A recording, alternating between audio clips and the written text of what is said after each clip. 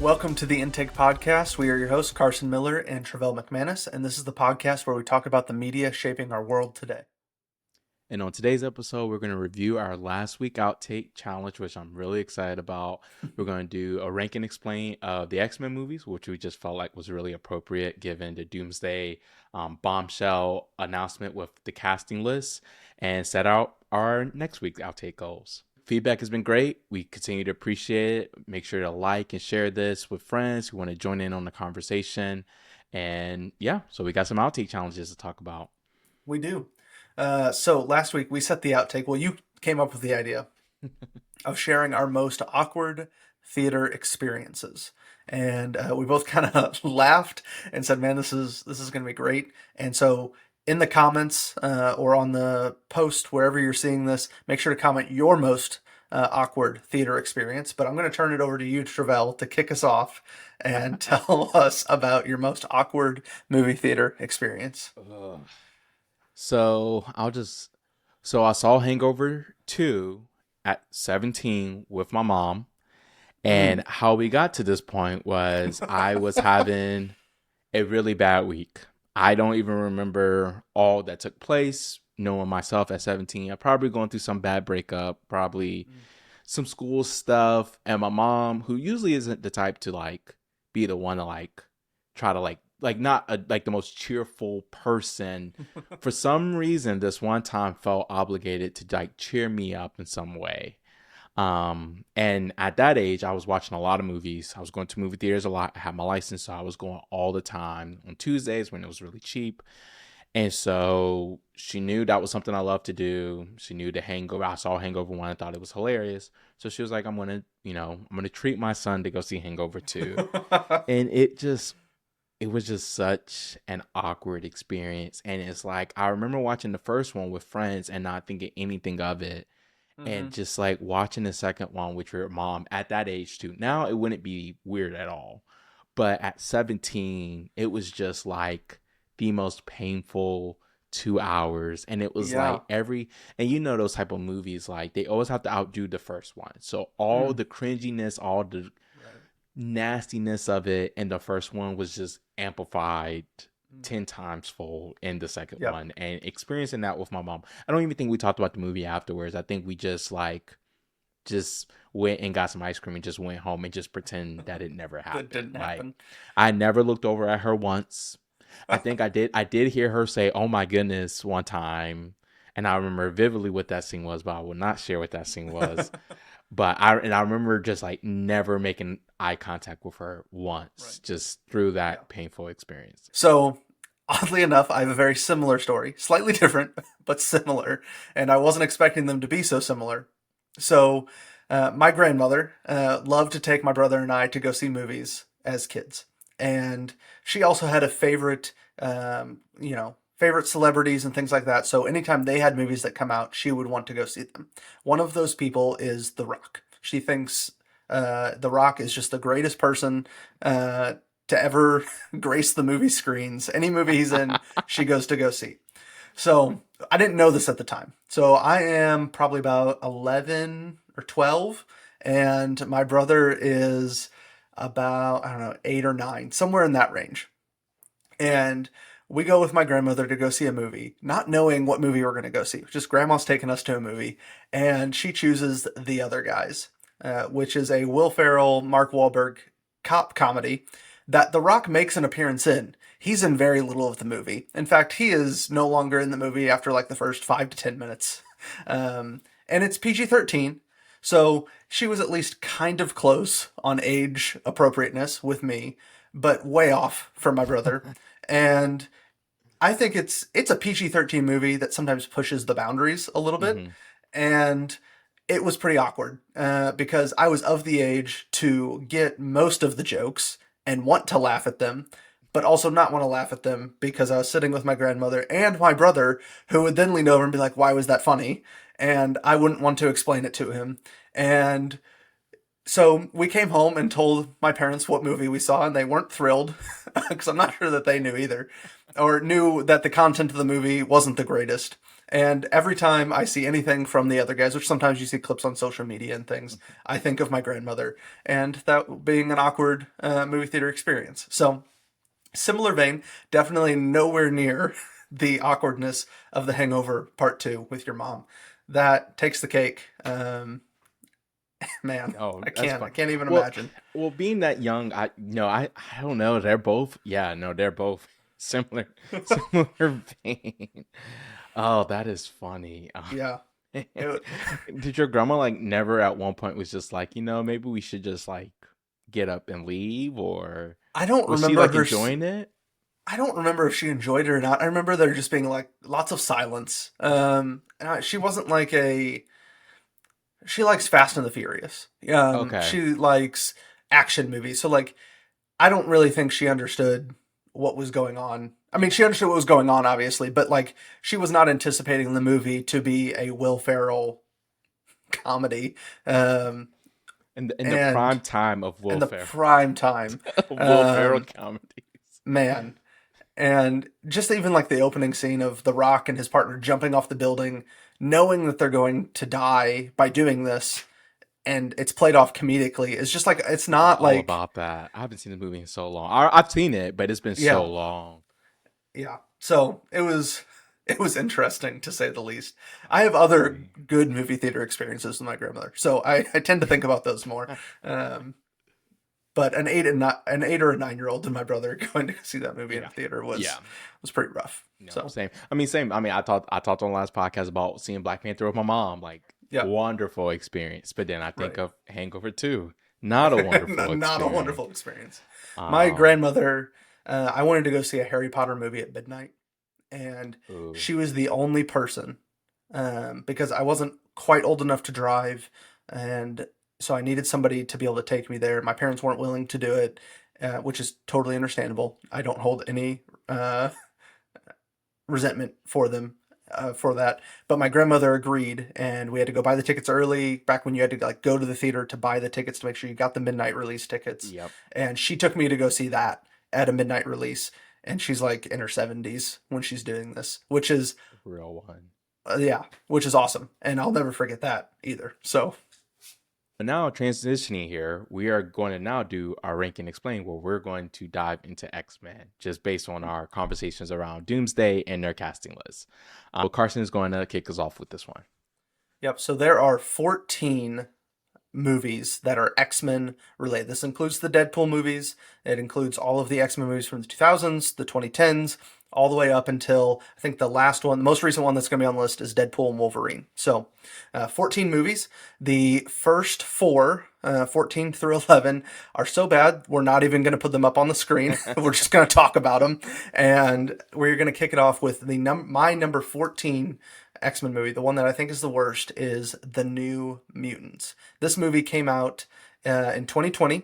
It was supposed to come out right as like COVID kicked off. It was supposed to be like a May release in 2020, and they eventually dumped it out in the fall, and it was only in theaters for like a few weeks, and it was not very good because it eventually made it to streaming pretty quickly, and finally got around to watching it and was severely disappointed. It just doesn't make a whole lot of sense. You're not really sure who these characters are, why they're there. They tried to give it a really horror vibe, and it wasn't really scary at all. And so, just a really poor effort, and one that is often forgotten because of how poor it was and because of COVID. And I'll jump into just so that way we can kind of stay in line with how we talked about doing rankings. Like I had it 13 for that Okay. exact same reason. Yeah. It's just extremely forgettable. Yeah. I did not watch it. I haven't watched it recently. I only watched it one time, and that was around that same time. And I just had to like do a whole bunch of research on it today because I Mm. completely forgot about it. I was like, this did nothing. Like, and so Right. I put it 13. Hearing you talk about it, I'm like, maybe I should have put it 14. Which we'll get to if it's in your bottom four. Yeah. But yeah, I had that 13, so I'm right there with you on that. Oh, number 13 for me is X-Men Origins Wolverine. And it is a rough watch. We actually get our first introduction of Deadpool. It is pretty terrible introduction. The movie's not that great. The CGI doesn't really work all that well. There's like I don't know, a very infamous scene of him looking at his claws in the mirror once he gets adamantium, and it looks like CGI from 1980. And so it just really doesn't work on many levels. And I think it was supposed to kick off even like this whole set of X-Men Origins movies where they would go and do different origin stories for the various X-Men, which was an exciting concept. But when the first one does so poorly and isn't a very good movie, you don't get the rest of those. So that was number 13 for me. Number 12 is X-Men The Last Stand. So the third movie in the original X-Men trilogy. It actually, like the first bit of the movie isn't that bad, but it just completely falls apart in the second half. And the finale, the big fight at the end, doesn't make a whole lot of sense. You're not really sure what's going on, and they kind of butchered the Dark Phoenix storyline, and we get X-Men The Last Stand. And number 11, the final of the worst X-Men movies for me, is X-Men Apocalypse. And this one is surprising because I love the younger cast, and I really liked what they were going for. I even like Oscar Isaac being cast as the villain. The actual portrayal and his costume and just the way the story plays out, I left the movie very confused and not really sure what had just happened, why we got this story, and I just think it's a bit of a mess of a movie. There's nothing to redeem it, nothing to get excited about, because you get Magneto kind of sidelined as a lesser character. So you have Apocalypse, who has to be this larger than life villain. He's the original first mutant to ever be on the earth, and so he has to be this super powerful character, and he's kind of reduced down to this goofy role of, I don't know, the suit looks really rubbery. It just doesn't work for me. So those are the four worst X-Men movies in my mind. I will turn it over to you to give us your 11 through 14. Okay, so for my 14th, and I'm kind of reconsidering this one, but I just remember not enjoying it when I saw it in theaters, not enjoying it in my second run through, and that was The Wolverine. I just did not. I was really excited about it because I love the Wolverine. I love that direction that they were going with, trying to tell, like you said, like original stories are different, and there was a focus on Wolverine. We weren't getting a lot of him in the X-Men series, so they wanted to really focus on him, and this just felt like a money grab from the jump. The Wow. CGI was horrible. The whole mech samurais going to Japan, which was great on paper and great in theory. You know, you got Wolverine fighting and doing all this really cool stuff in Tokyo, but it just did not execute at all for me. So I have that at Wow. 14. We talked about the New Oh man. Mutants. Like, hold on. I Oh, gotta stop you okay, because yeah. that Oh, did you have maybe this it's one just hot? I did have it higher, significantly Oh, higher. Um, just to tease that a little bit, but maybe I haven't seen it recently. Maybe it doesn't hold up. That is truly surprising. That's the first rank and explain thing. Now, Grant, we haven't done a lot of these. That like truly surprises me. Wow, I can't it wait to was talk about it. Yeah, Um, cause we watched it. Bailey and I watched all the way through, watched all of them last year, and that was the one where we just like could not finish it. And I don't know what. I mean, I hmm, said what I think is like just like, and it was near the end because it's one of the later ones, so that it might have been right. fatigue, it might have been some other things, but it was just really dry, and Hmm, so that's how I feel about that one. man. Like I said, I'm kind of rethinking it a little bit because that is to put at the bottom might be a little too Ooh, harsh, but it's yeah. just because it's fresh on my memory. I remember it being the one I just I could barely get through. So I just immediately typed it at the bottom, not even thinking about what I was going to put 1 through 13. Oh man. Okay. But then it goes into New Mutants, which we kind of already talked about. Dark Phoenix, same feelings that you had. Just I think that was the last of like the X-Men Mhm. origin series or the X-Men First Class series, and it just ended on a sour note. I just didn't really care for it. I Jean and her arc, I just thought it could have been executed a little bit better. um and then going into 11, the X-Men origin Wolverine, same as you, like I just it was just messy. I like that one a little bit more just because I like learning about Wolverine's origin story and how he Yeah. became Wolverine. I think I remember having a pretty enjoyable theater experience seeing that one as a little kid. Yeah. Um, where even when I saw the Wolverine, I felt like this was a waste of time. Um, and so yeah, so that was my 11. Okay. Well, I hear you on the X-Men Origins Wolverine, that there were some bright spots in it. So, his origin, where he is saving the Japanese guy that shows up in the Wolverine, the Hmm. follow-up, that's a great scene. Him going through all the wars with his brother, and you kind of get to learn a little bit more about Sabretooth and kind of their dynamic together. Some of that did work. The rest of the movie, it didn't really work. But so there were a few bright spots. I will give it that, even though I have it ranked 13. So if we're going to jump into our top 10, so we're going to have everything pop up on screen right now.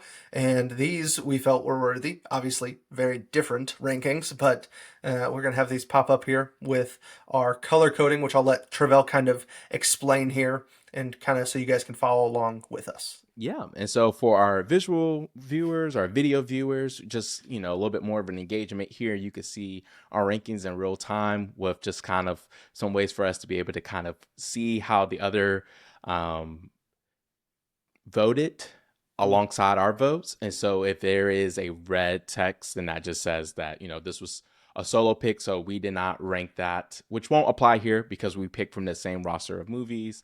But sometimes that will be the case.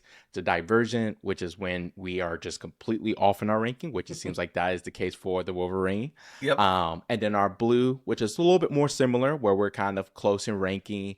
And then our green, where there is a perfect match. We both agree that this movie is X. So, without further ado, we're going to have our top 10 pop up here, and we can go ahead and go with your number 10. Okay, so my number 10 is X-Men Dark Phoenix, which you just talked about. And I have very similar feelings. So I think if we rank this, was it number 11 for you Oh yes, or 11. number Yeah, I 12? got that mixed up. I thought you said, yeah, so your number 11 was The Last Stand, where I was Uh, thinking you said Dark Phoenix. Yeah. So I had it okay, ranked 12. you had it ranked 12. Yeah. So I have very similar feelings. I don't think it's a great movie. I think that Simon Kinberg, who's the director of that movie, he had never directed anything before, and I don't think he's ever directed anything after. I think that hurt the movie. But what I loved about the movie was kind of the beginning part, where they're at the mansion and you see our younger X-Men cast being students. In all of the other X-Men movies, we don't get that. We don't get them spending time at the mansion, being teenagers, making mistakes, using their powers in kind of fun, teenagery type ways. And they had a few moments of that, and that was perfect for me. That is what I want out of an X-Men movie. So when I think about what the MCU is going to do, I think that there's a lot of ground to cover with the X-Men as students at Xavier's school. So that's why I enjoyed Dark Phoenix. It's not a great movie. It's slightly better than X-Men The Last Stand, in my opinion. It does the Dark Phoenix story just a little bit better, but still not enough to rank it very high. I would still consider it a poor movie. So that is number 10. Number 9 is Deadpool. So this Oh. isn't a surprise to me. Well, it's my list, so it shouldn't be a surprise to me. But um, I'm not a big Ryan Reynolds fan. I think Ryan Reynolds is okay. He is sometimes funny. I often get tired of kind of his shtick that, everything is a sarcastic comment. Everything is kind of his whatever his thing is. I don't enjoy it all that much. Deadpool, I feel like is the weakest of the three Deadpool movies.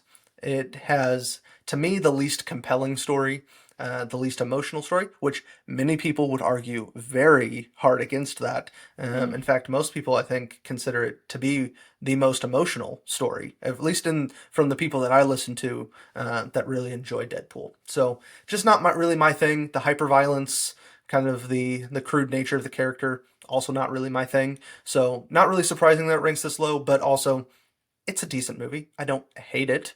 Just don't really want to turn it on again now that I've seen it a couple times. So that is number 9. Number 8 is Deadpool and Wolverine.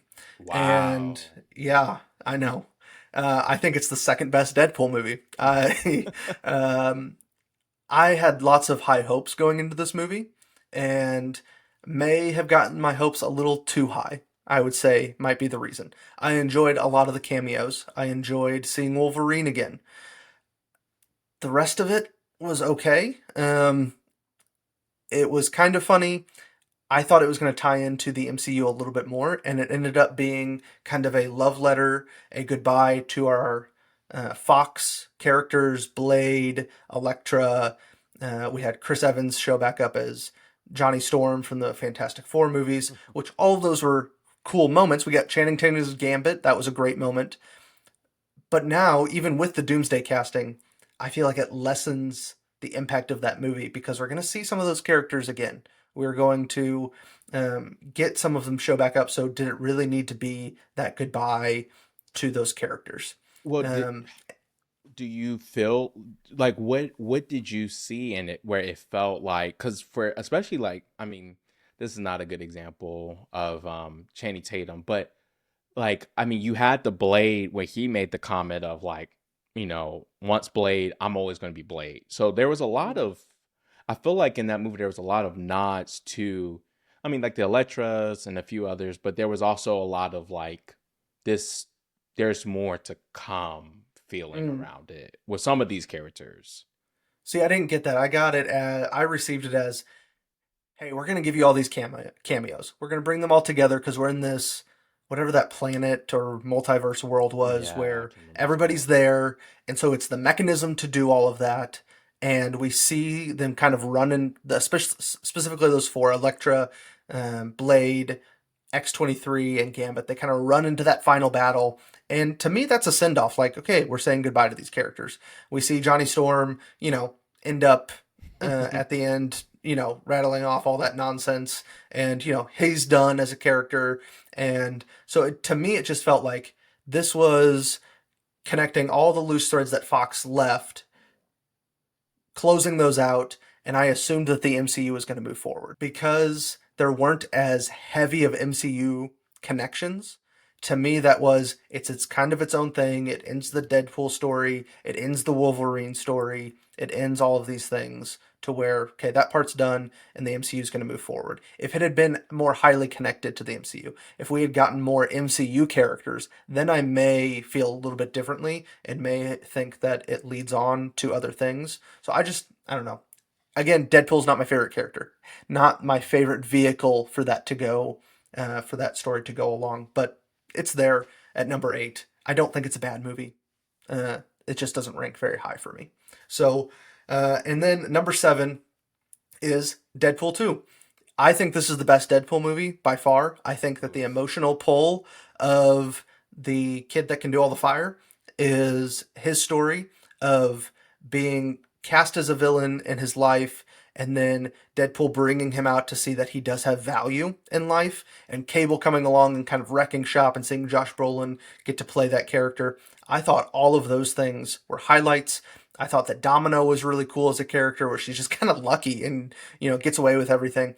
I really enjoyed the was it Task Force X or Mhm. whatever they kind of call Yeah. themselves. I enjoyed that cast of characters. So when I don't get that cast of characters hardly at all in Deadpool and Wolverine, I'm also a little disappointed. And so I just really enjoyed Deadpool too. I thought it toned down some of the snarkiness and crudeness of Deadpool, and we got a focused, tight story that allowed us to have that character exist in a world where other heroes are at play as well. So Mhm. I enjoyed Deadpool too. And it's funny. So I have it ranked 6, so Right. not so far from you, which is fun. But and now it's like I'm in a weird like I do like it, but as you can see from like Deadpool and Wolverine and Deadpool, Hmm. like it is the lowest of the three Deadpools for Okay. me. I do like the Deadpool series. I think it is a breath of fresh air from like the seriousness of the MCU and all of these other Marvel properties, and it I just find it humorous. I'm not the biggest Ryan Reynolds fan either, but for some reason Deadpool is like the perfect character for him. If there is a It Ryan is. Reynolds movie I want to go see, it makes sense that it would be Deadpool. The Right. second one, the kid art, his art, I just didn't love it. Yeah. I think it was just, I mean, it was, and it goes to what you said, like it was just very corny at times, very kooky, a little too kooky. I do think, going off what you said about Deadpool 1, I won't go too far into it until it pops up for me, but like I do think like especially that first act of Deadpool, of Deadpool 1 had way more emotion, way more heart than anything related Mm, to like this kid. Like it just wasn't mm, like the way that he just like wanted to destroy everything, the angstiness of it. Like I just think it was right. overplayed for obvious reasons to raise the stakes, but that's just what Hmm. it felt like. It was just raising the stakes. I do love um Cable. Was that who? Yep. Yeah, I do love Cable. I do love his. I do think for him it worked. Like his story, it worked, but even that story still wasn't as like meaningful as Deadpool 1 and like the Mm. journey. Now, I could say the third act definitely fumbled the conclusion of what learning about Deadpool and where you end up. It just is silly and it doesn't make a lot of sense. But those first two acts of that backstory, I just think had way more heart, way more emotion. Dealing with cancer, dealing with death, all of those things. Right. Seeing that treatment center, like Mm. that, how tough that was. Yeah. So I think there was just way more emotion and depth in the other two than Deadpool 2. But I Hmm. do think like I mean Task Force X Domino, there are things about Deadpool 2 that I still found really enjoyable, which is why I have it Right. ranked 6. I have it ranked higher than you. Yeah. But as far as Deadpool's, Yeah. I just didn't appreciate it as much as the other two. But I could talk Right. about those a little bit more later. Right. And I hear you on the emotional pull in the first Deadpool, those first two acts. I understand why people have the emotional pull on it. It just did not resonate as much with me. And I didn't find myself emotionally invested in those moments. I found myself emotionally invested with the fire kid that I can't remember his name and his story of not being able to control that and Deadpool working him through it. So that's why it's number seven for me and the highest of the Deadpool movies. And I know that's controversial. You can argue with us about it in the comments. Well, argue with me. Don't argue with Travell. So that is number seven. Number six, and then we will turn it back to Travell, is the Wolverine, the Boo, aforementioned just kidding. Wolverine. Honestly, I have not seen this movie in probably, I don't know, 5 or 6 years. It's Mm. not one that I've gone back to rewatch. I just remember thinking it was so much better than X-Men Origins Wolverine, and I enjoyed his time in Japan. I enjoyed the giant samurai mech suit that is going on. I enjoyed the tie into his origin, where he is saving um, this gentleman from the nuclear blast and taking that. So I enjoyed all of those moments that came along. It is directed by James Mangold, who I think is a great director and has directed other movies for the X Men universe. And so that's why it ranks high for me. I might need to rewatch it. It could drop down. It might drop below Deadpool 2. Probably It not the other might. ones, but it could drop below. So that is number six for me. And that's why I'm so shocked that it was so low for you at number 14, because I have it at number six. And truly, my jaw just hung open when you said it was 14. 14 might be So, harsh, but I still think 6 might be too high as well. okay. Just because I just feel like it was just a money grab. Like that's just how I saw it. Mm, But I think maybe just another, maybe we both rewatch it and yep. just I get away from my negative emotions and kind of just properly assess it. Maybe we can meet in the middle. Maybe it can cut in between some of those Deadpool Right. movies for you. Maybe it Um, might. Honestly and truly, it might. I fully recognize that I have not seen it in a little bit. I just have fond memories of it. So mm, that is number six. So I'll turn it over to you. Go through your 10 through six, and okay. we'll go from there. So my 10 is the X-Men Last Stand. Similar to what you said, I just think it fumbled in the third act. It was just very confusing. It was kind of hard to follow, Hmm. which kind of stinks because it was the third. I mean, it was the last of the trilogy of the X-Men trilogy, and it was just really confusing. Bailey and I rewind it a lot when we watched it last year. Because things, I mean, you had Cyclops just die, and we're like, oh, that's not it. Like he just can't just die like that. And yeah, he did. And then like I think they fumble. Phoenix being such a powerful character. Like I just think they fumbled, and they fumbled twice because I mean we just kind of swapped on Dark Phoenix and The Last Stand, but we both kind of have that similar feeling that these two movies just did not do as good of a job as it could with Right. her arc as a character. Where, just side tangent, the cartoons do an amazing job with Mm, her. So yeah. I hate that they just couldn't get that right. And it's a hard character. I mean, you're Yeah. talking, I mean, we had a conversation with Mark about the Silver Surfer, like that level of power. And Hmm. it's just not something that's sexy on TV, especially when you're talking like everyday superheroes. So Right. it's really hard. Maybe they'll eventually get it right. Maybe we never had an MCU version of Right. Phoenix, so hopefully that changes the conversation. But for Yeah. now, that was just kind of one of the fumbles. It's a very Um, hard story to adapt. The yes. comic version of it, I went back to read it and I was like, wow, I can see why this is not easy to adapt. There's a lot of cosmic things that have to happen. And in these X-Men worlds that they've built, cosmic is not something that comes along very often. And so it's Hmm. hard to force it into there. And then you have a lot of kind of political things going on as Yeah. well. And so I can see why it's not easy to adapt. But X-Men The Last Stand really fumbles it. And it's very confusing. Like, you just truly don't Yes. understand what's happening at the No. end of the movie. And there's some behind the scenes drama that caused some of this. But Mm. nonetheless, not a great movie. I'll Yeah. let you continue on to number 9. And so number 9, we have Apocalypse, kind of similar to what you said as well. Like I did like Isaac. I think he did a great job as Apocalypse. I did love. I mean, yes, Magneto kind of took a back stand, but I did love his backstory. It was very heartbreaking to see. Um, just a character that just can never find peace. Mm-hmm.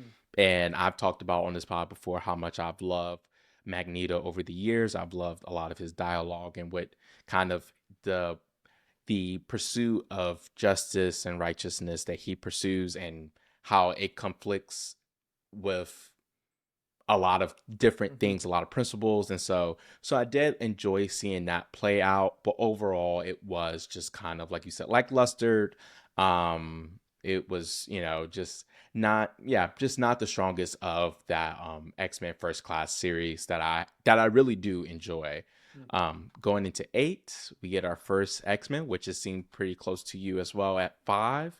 So it was, I mean, it's just, this is where I get into like the part where it's like I enjoy all of these. 8 up is where I just have nothing but positive things. I really like Right. X-Men. Doesn't age well. I'll be honest. The whole Wolverine and why am I blanking on her name? Rogue. Like that whole Yep. dynamic really creeped me out. For being honest, like it does not age perfectly, but it's still a good watch, especially Hmm. given how old it is and how it really was one of the first of these collection of superhero movies. Like we got this and we got, Fantastic Four and Spider-Man, all these others. So, for this to be 25 years old, it's still really good. So That's at crazy. 8, I feel like that's definitely appropriate. And yeah, it was a good watch. Do you have anything with it being 5 for you?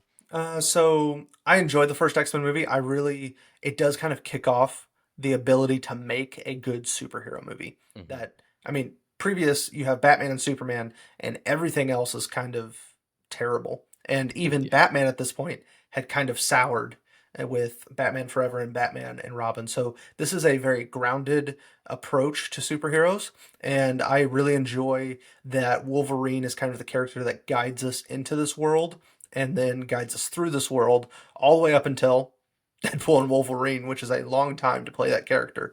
But Hmm. I love Patrick Stewart. I love Ian McKellen. I think that their dynamic together on screen is perfect.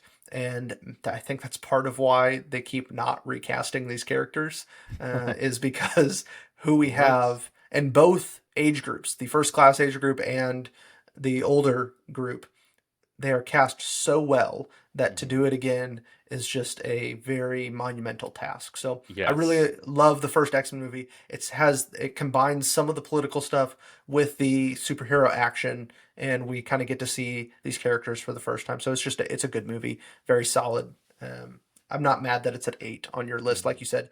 At a certain point, 8 and 9 up, 9 for me and 8 for you up, I think are good movies. We have to rank them. Yeah. You can't have one at the same ranking. That's part of rank and explain. Yeah. Uh, and I'm talking to our audience because you can't have them on the same. There has to be one better than another. Exactly. And then going off your theme of what you said with the political stuff.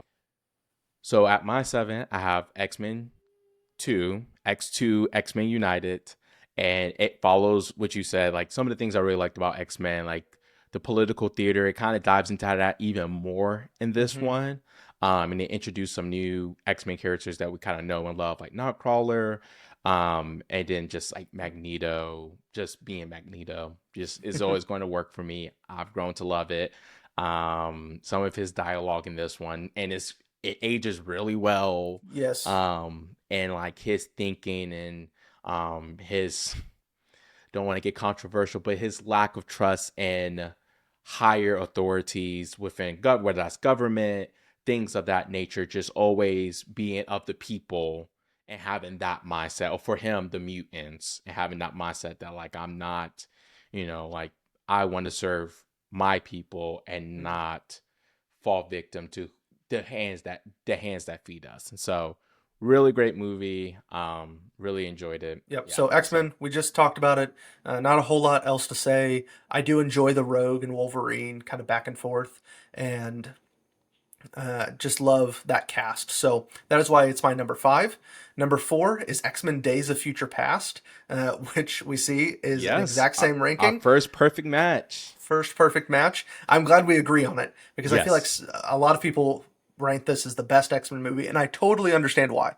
It combines both casts, the younger and the older cast together.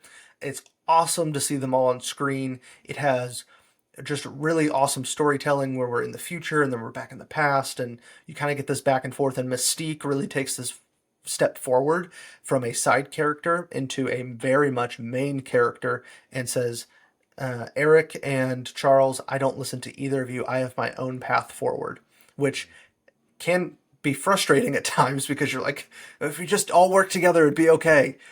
But they each have this very distinct agenda that they are going after. And so I really enjoy the movie. The reason it does not rank quite as high for me is I feel like it gets a little long and I start to feel that length a little bit.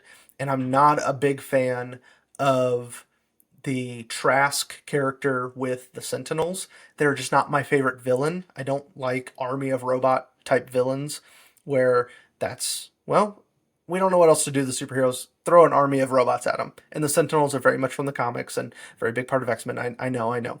But that's why it doesn't really resonate quite as much with me and why it ranks a little bit lower. But I'll let you go ahead and say your Yep. piece on Days of Future Past. I mean, I think everything that you hit on kind of is the same for me. I just love the blending of the two, Quicksilver Mm, and just yes. using like speed. And this was around the time like the Flash TV show was a thing that Mm-hmm. was like a big thing. And just the concept of how do you capture speed? How do you capture going fast? And I just think that they just hit it out of the park with quick in a very Yes. comical, like comic book way. Like I just loved it.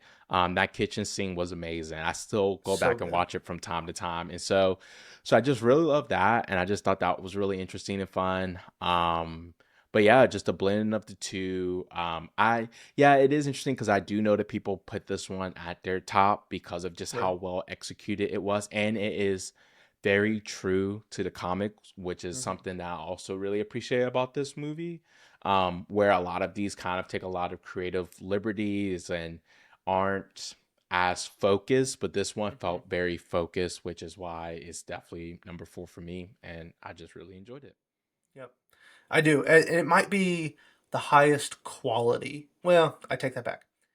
It may be a higher quality of movie than what's going to be my number three here, but Hmm. I enjoy number three more, and that is X Men First Class is my number three. And so when we factor in some of our rankings, is it quality? Is it how much we enjoyed it? This is where the how much I enjoyed it just takes over just a little bit more than necessarily the quality of the movie because X-Men Days of Future Past is a very high quality comic book movie. But First Class is our first introduction to the younger versions of the characters. We have such fantastic casting with Michael Fassbender and James McAvoy as Magneto and Professor X. We have Jennifer Lawrence as Mystique. We just have such a good cast of characters. We have Kevin Bacon show up as a villain in this movie, which is a lot of fun. And so just really enjoyed kind of the simplicity. I enjoy this. I I'm realizing this, but I tend to enjoy superhero movies that take place in the past, and we get a kind of superhero different perspective take on historical events.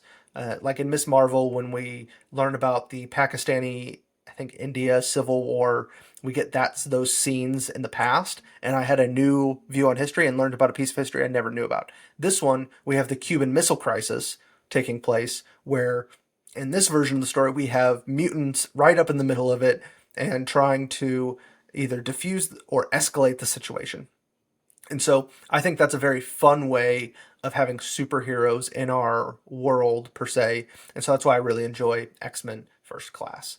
And then my number two is X Men 2 or X2, X Men United. It's just the best version of the X Men. You get a lot of the political intrigue, you get a great ending, climactic scene, big fight at the end. So just all those things work together perfectly. It's well paced. It's not overcomplicated.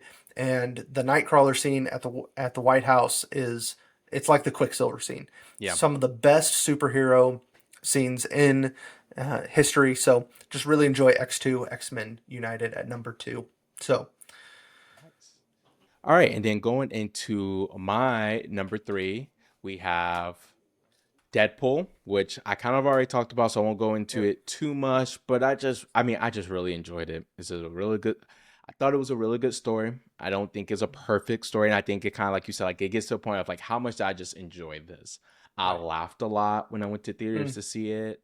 I thought that it just took a breath of fresh air in a new direction of how we tell superhero stories and just the back and forth between current day and the mm, past. Thought it was good because you're not, these origin stories of superheroes can sometimes drag on. We think of like all the different Spider-Man movies and how long it took us to get to him swinging and things like right. that, where Deadpool, we got an action scene right off the back, and it was very. I mean, the choreography for it is really well done for Right. how low budget, low stakes this movie was. Like they really took it and took ownership of it, and I just really, really enjoyed that. So I put them in my top three of X Men movies.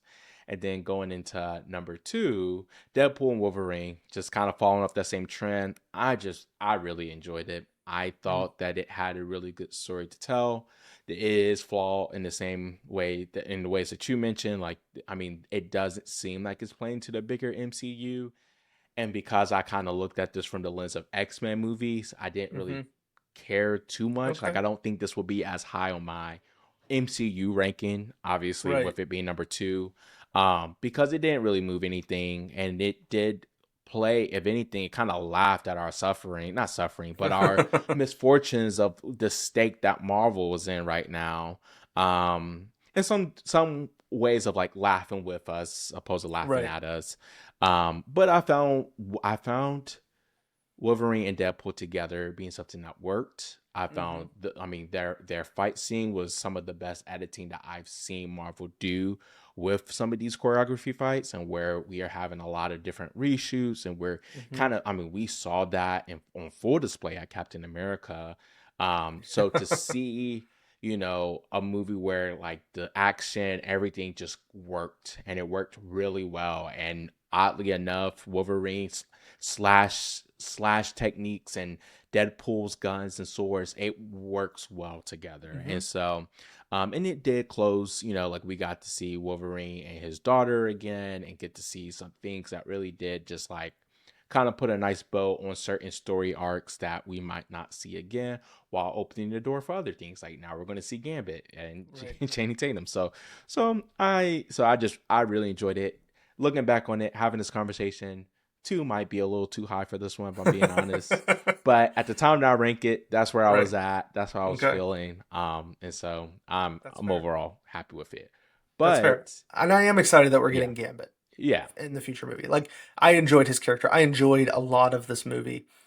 But when I think about X-Men movies, it's not my favorite. It's nowhere near my favorite X-Men movie, and it probably has to do with more of the Deadpool character for me than anything. So if you really enjoy Deadpool, I fully understand why Deadpool and Wolverine works for you. So I don't Yeah. want to hate on the movie too No. much, Well, it but is silly when you think of like, and this is where I go and I criticize myself because like I need to realign how I look at movies at times. Because I mean, you got some of these movies where they're hitting on hardcore, political, like humanity, and then you yeah, got Deadpool and Wolverine, where none of those conversations are being had. So it yeah, is like, it is really, I mean, it is comparing, apples to oranges. yeah, Honestly, once you kind of get out of like the X-Men movies, the hmm X-Men movies, and start adding in like the Deadpools, and yeah, then like the mutant, like those things are kind of on its own.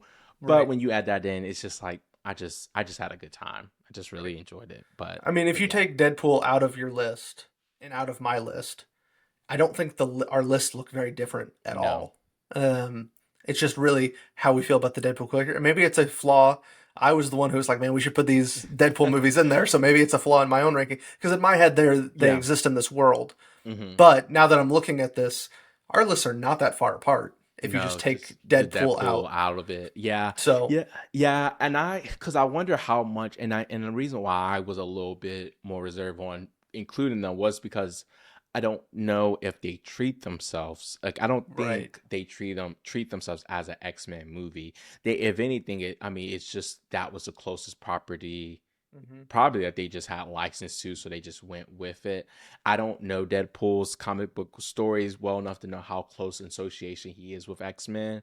Right. Um, to say I that feel that's I feel like this is perfect for Deadpool, yeah, where he is a rogue character that yes, bursts into other people's stories and causes chaos, just like he's causing chaos for our lists, and does it. As far as I understand the comic book character, that's kind of who he is. Is he bursts into yeah. other people's? He has his own line and everything, but when he is in bigger stories or he is in somebody else's story, he just causes chaos and mayhem ensues, which is what's happening to our X Men ranking. So it may be It's perfect. We've solved it. yes, yes, and so yeah, so I just didn't know how much they treated Deadpool as an X-Men movie to consider it an X-Men movie. But you're right. I mean, it is in this universe, which is why the Deadpool and Wolverine became a thing Right. because he was already kind of in this world. I mean, in Deadpool 2, they had like a full-on cameo with the cats where Right. they were like hidden in a corner. He was like, why don't we have budget for the cats? And they're like right there for like a millimeter of a second, then they close the door. That was hilarious. Right.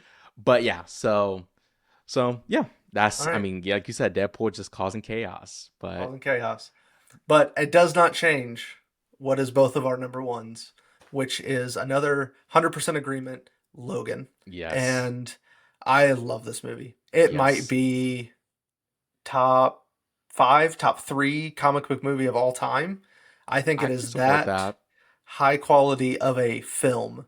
And I will use that word, film, very Yes, specifically because it is as much as Deadpool wrecks and causes chaos, Logan is this Western tale of old man Logan, old man Wolverine, and there is so much heart. There is so much sadness. There are so many things that happen in this movie where it just wrecks you emotionally.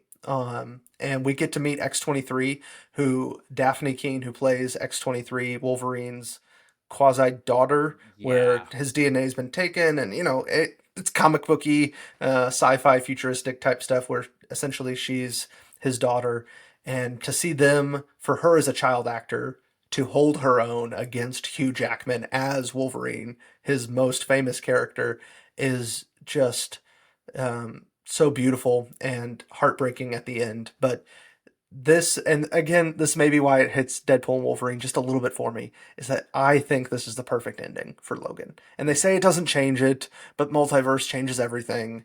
And so there's part of it where I just loved the ending. I mean, obviously it's sad and I don't love what happens, but I think it's the perfect ending for Wolverine's story, just like Endgame is the perfect end for Tony Stark's story. So that's why I love Logan. I love that we get to see Patrick Stewart give an Oscar-worthy performance as a yes, Professor X, where his mind was his most powerful tool and his superpower, and then it becomes his detriment at the end, and he starts to lose his mind just a little bit.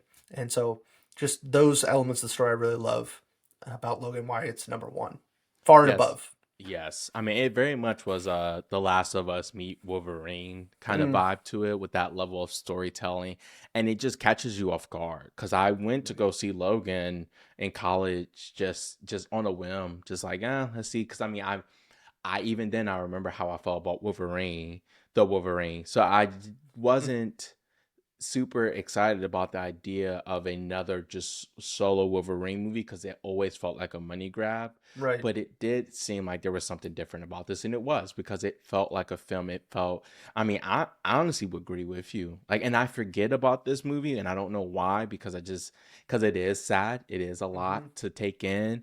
Right. But when I look back, I almost am there with you. Like, I would say top five comic book Yeah. movie because it's like up there with like that Dark Knight series of just Hmm. like storytelling where it just feels so authentic and is so, it really hits on just like the horrors of a mutant world, like some of the Right. horrors that can come about in a mutant world with Xavier, being unhinged mentally and that being his biggest weapon and how that goes, Wolverine and struggling with um the fact that he thought that he was going to be able to live forever and now that Mm, is not the case, and right. and then finding something to live for and Hmm. now having to give up his life for her. Right. And so just really just such a good story. I today when I was going through the list, I was like, I know me and Cars have talked about like talking out some of our disagreements, and I'm going to be so ready to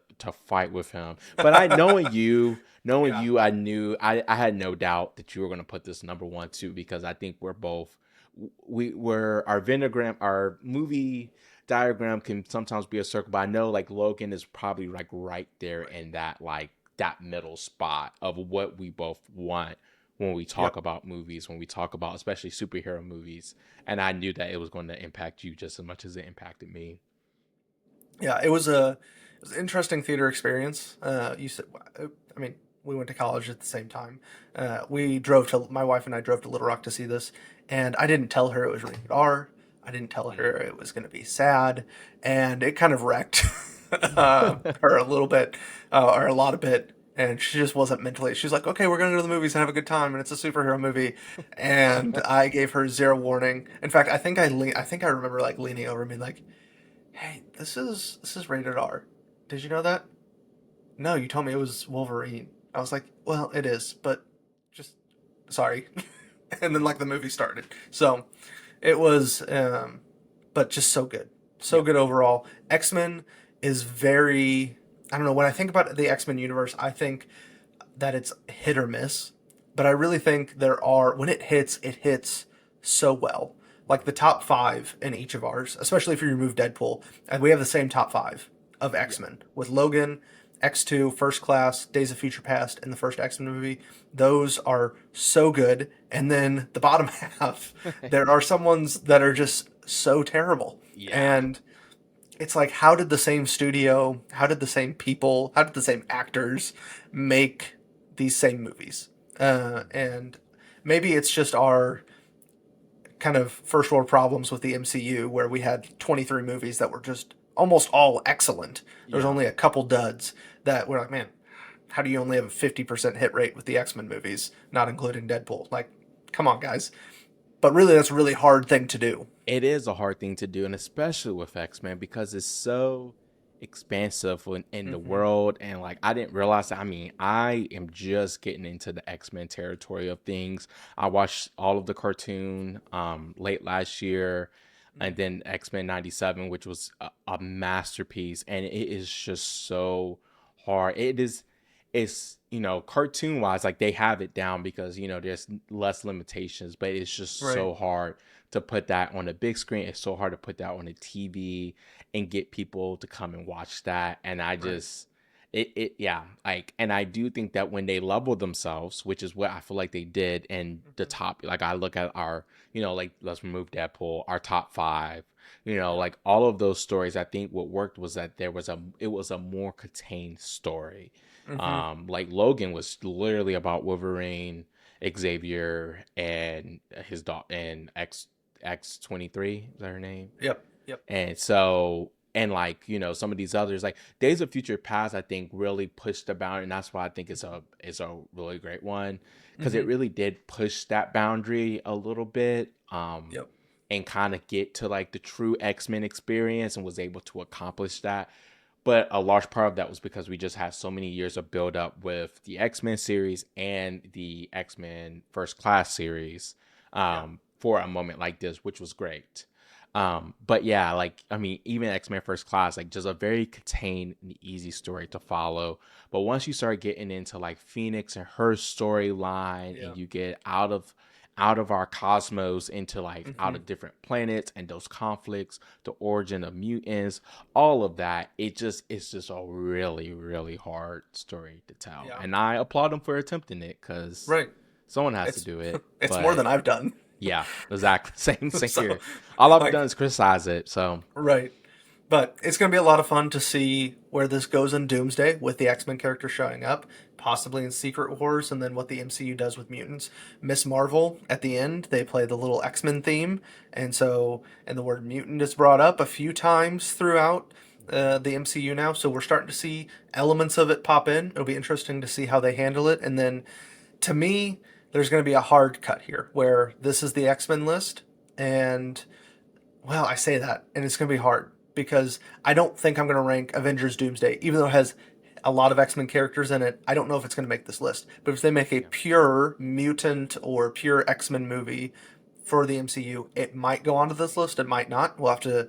That's going to be a hard one for me. My ranking, where you know everything's nice and neat and organized in my rankings, where that's going to be a hard one to fit in as we get Yeah. more and more crossover, especially because they aren't just straight up moving on to a new cast. They're bringing the old cast in, which again, if you go back and listen to our talk about the Doomsday casting list, it shocked me. I was genuinely surprised that they were coming in to Doomsday. So we will see where it goes. So I think that wraps up our rank and explain for this week. Let us know what your favorite X Men movies are, what your least favorite are in the comments, and if you make your own list.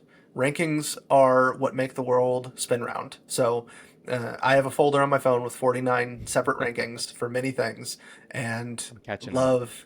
Travelle's catching up, and so just let us know what your rankings are, and let us know where we were wrong, where we were right, and we would look forward to reading those comments and having our feelings hurt all at the same time.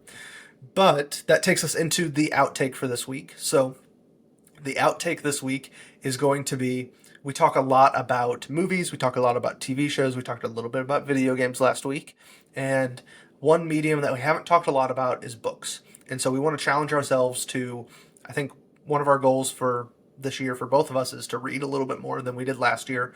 And so we want to make the time, make the space for that to happen. So we are challenging each other to read a book 3 nights this upcoming week. Now, we don't have to finish the book. We don't have to completely rearrange our entire lives to make sure that we finish a book by next week to give you a full review. But we are each going to read a book 3 nights and kind of work that in, which I think will probably make both of our wives happy because I think they're both bigger readers than we are. Yes. I think they're actually meeting up to talk about a book that they've been reading together recently. And so, Yep. but yeah, no, this is definitely something that I want to be better about. I feel like I've been consuming a lot lately, and it's been great. I feel like there's just a Mm. lot of great television on right now.